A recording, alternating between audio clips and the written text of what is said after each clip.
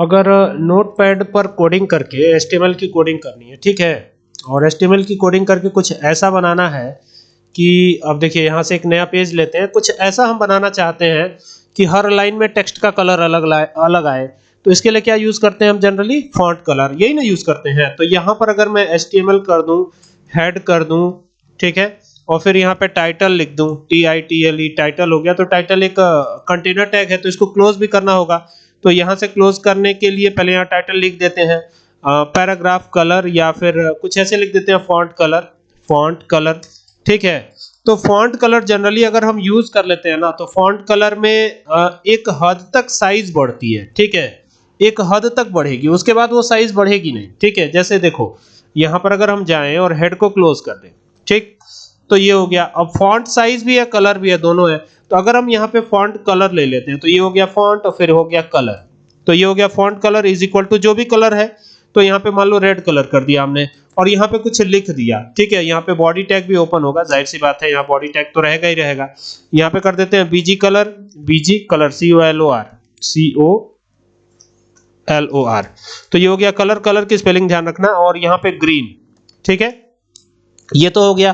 तो इससे बैकग्राउंड पे ग्रीन कलर प्रिंट होगा। लेकिन यहाँ पर लिख दिया मैंने, जैसे मान लो इंस्टीट्यूट का नाम ही लिख देते हैं, मां शारदा इंस्टीट्यूट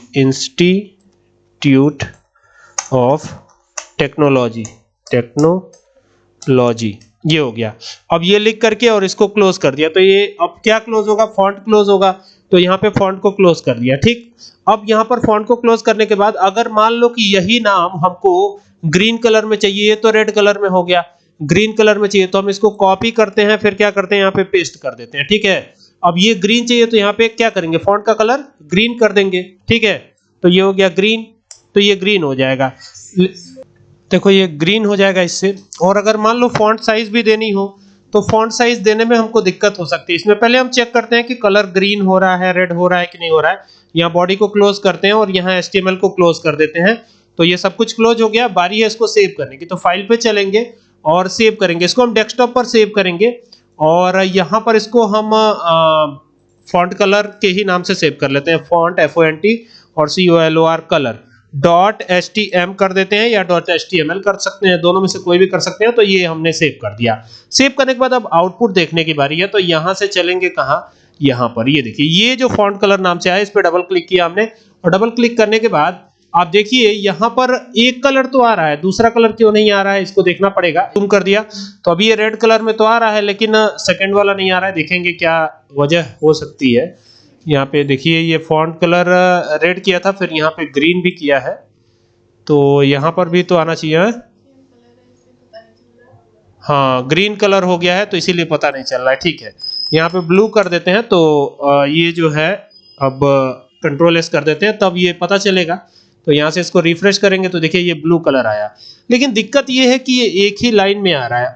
और जो दूसरी दिक्कत है वो हमारे साथ ये है कि अगर मैं यहाँ पर साइज कर देता हूँ, देखो यहाँ पे कलर हटा दिया है, साइज कर दिया, और साइज यहाँ पर कुछ भी हम दे देते हैं, जैसे सपोज करो हम यहाँ पे दे देते हैं 12, तो ये तो साइज हो गई 12, पहले हमने 12 दे दिया, तो 12 साइज, अब ये तो अब बाय डिफॉल्ट हो जाएगा, तो ये तो ब्लैक कलर में आएगा। अब कलर तो हमने हटा दिया, लेकिन साइज इसकी 12 रहने वाली है। तो अभी इसको हम रिफ्रेश करते हैं, तो साइज देखिए ये देखिए, ये मैंने जूम किया हुआ है, इसके वजह से ऐसे हो रहा है। मैं थोड़ा सा इसको इस तरीके से कर देता हूँ, ये आए हम 100 करना है, 100, ये हो गया। तो ये इसकी साइज 12 है, ठीक है, इसकी साइज क्या है, 12 है। अब हम अगर इसको और बढ़ा देते हैं, जैसे मान लो यहाँ पे साइज, फॉन्ट साइज 12 है, अगर मैं इसको 50 कर देता हूं, तो क्या ऐसा पॉसिबल है कि ये बहुत ज्यादा बड़ा हो जाए? तो यहाँ से 50 कर दिया अब साइज। अब देखते हैं कि क्या हुआ। तो यहाँ से अब इसको रिफ्रेश करते हैं, तो रिफ्रेश करने पे ये इतना ही पे बना रह रहा है, ठीक है, ये आगे नहीं बढ़ रहा है। अगर मैं नीचे वाले में जाकर के कलर हटा देता हूं, देखो फिर इसमें भी कलर हटाता हूं, ठीक है, और यहाँ पर भी साइज कर देता हूं SIZE, ठीक है। तो साइज कर दिया और यहाँ पे हटा देते हैं, डबल कॉमा लगाओ ना लगाओ कोई बहुत मतलब नहीं है। और यहाँ पर इसकी साइज रखते हैं 5, पहले 5 रखा है, ठीक है।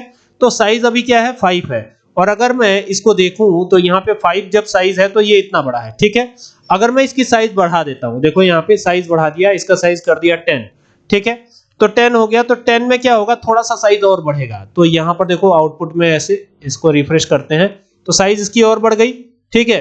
और इसको 12 करते हैं 12, तो 12 में साइज सेम रहेगी, ठीक है। देखो यहाँ पे 12 कर देते हैं, ऊपर वाला भी 12 ही था, तो अब ये कंट्रोल एस कर दिया, सेव कर दिया, तो अब देखो अब साइज जो है इसको रिफ्रेश करते हैं तो उतनी ही साइज बनी हुई है, यानी 10 से ज्यादा इसकी साइज बढ़ेगी नहीं।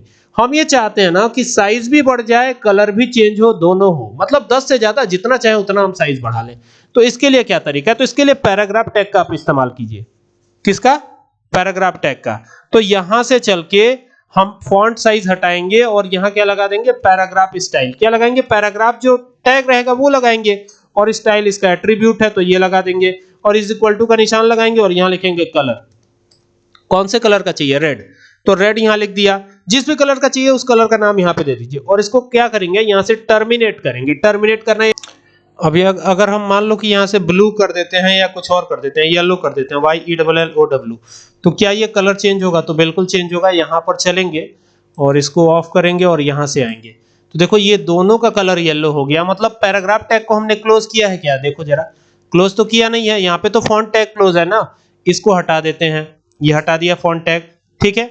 और पैराग्राफ टैग को यहीं पे क्लोज। अब क्लोज क्या करना है, यहां से क्लोज चाहे तो कर भी सकते हैं। पैराग्राफ टैग तो दोनों टाइप का ये होता है, जो है ये कंटेनर भी हो सकता है और एम्प्टी भी हो सकता है।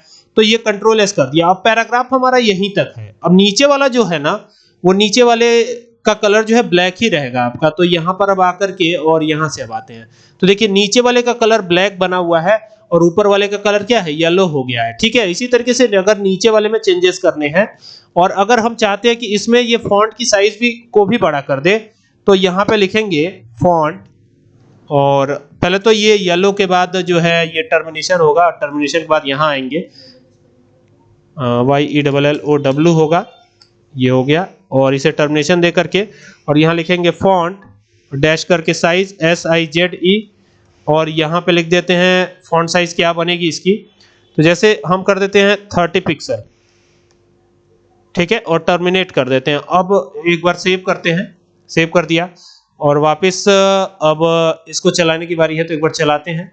ये देखिए साइज बढ़ी, इसकी साइज बढ़ी ना। और अगर मान लीजिए कलर भी चेंज करना हो और ज्यादा साइज करनी हो, जैसे 70 पिक्सल कर देना हो इसको, तो ये 70 पिक्सल हो गया, कंट्रोल एस करके सेव किया, और अब देखिए, अब देखिएगा साइज बढ़ गई। और ज्यादा साइज चाहिए, इससे भी ज्यादा बड़ी साइज चाहिए, तो आप क्या करेंगे, यहां से कर देंगे 170 पिक्सल। अब 170 पिक्सल करते ही ये बहुत ज्यादा बड़ा हो जाएगा। देखिए यहां पे आए और यहां से, ये देखिए, ठीक है। तो मतलब जितना चाहे उतना साइज बढ़ा सकते हैं, ओके। और अगर कलर चेंज करना हो तो यहाँ पे येलो था, और ये तो फॉन्ट साइज तो हमें हटाना है, फॉन्ट साइज तो हमें चाहिए नहीं, पैराग्राफ लगाते हैं यहाँ पे वापस, पैराग्राफ स्टाइल। अब यहाँ पर कलर क्या चाहिए, यहाँ पर चाहिए sky blue. Paragraph style is equal to, फिर यहाँ लिखा हमने कलर, और कलर कौन सा रख दे इस बार, स्काई ब्लू रख देते हैं। तो ये हो गया स्काई ब्लू, BLUE, तो ये हो गया स्काई ब्लू। और स्काई ब्लू लिख के आप टर्मिनेट कर दीजिए, और टर्मिनेट करके फिर यहाँ आइए फॉन्ट साइज, फॉन्ट डैश करिए साइज। वहां पर डैश नहीं लगता था जब फॉन्ट साइज हम लेते थे, नॉर्मली फॉन्ट टैग का इस्तेमाल करते थे तो वहां पे नहीं लगता था। अब यहाँ पे आए तो यहाँ पे अब फॉन्ट साइज क्या करते हैं, 1, अब इसको थोड़ा छोटा रखते हैं, कितना रख देते हैं, लाइक 80 पिक्सल रखते हैं, 80 पिक्सल, ठीक है। तो ये थोड़ा छोटा रहेगा, और यहाँ से पहले टर्मिनेशन, देन ये ब्रैकेट मतलब डबल कॉमा क्लोज, और फिर इसको सेव कर लेते हैं। और फॉन्ट, अब तो फॉन्ट की तो कोई जरूरत ही नहीं, तो फॉन्ट को क्लोज ही क्यों करें हम। और पैराग्राफ टैग में नीचे तो अब कोई पैराग्राफ है नहीं, तो ये अंतिम ही पैराग्राफ है इसका, तो क्लोज भी क्यों करें हम, नहीं क्लोज करते, ठीक है। और इसलिए अब क्या करेंगे, इसको चलाएंगे। तो चलाएंगे तो देखिए ये स्काई ब्लू में आ रहा है ना, तो जितना चाहे उतना कलर आप लेके आ सकते हैं। अब पैराग्राफ फिर लगाइए, अब अलग कलर लेके आइए, जैसे ये है ना, तो ये आ गया। अब इसको हम क्या करते हैं, यहाँ पे नहीं भी क्लोज करें तो अगर हम अगला पैराग्राफ टैग यूज कर लेते हैं आगे, जैसे मान लीजिए इसको उठाया हमने, कॉपी किया यहाँ से और यहाँ पे आके पेस्ट किया, तो पेस्ट करने के बाद इसका कलर बदलते हैं। यहाँ से जैसे कलर हम कर देते हैं लाइक पिंक कर देते हैं, PIN के पिंक हो गया। और अगर इसको सेव कर देते हैं और इसकी साइज और छोटी कर देते हैं, यहाँ पे कर देते हैं 50 पिक्सल, तो ये 50 पिक्सल हो गया। और यही चीज जो है इस तरीके से आ जाएगी। देखिए अब देखिए ये नीचे देख रहे हैं, तो ये ऐसे हो जाएगी, समझ में आया।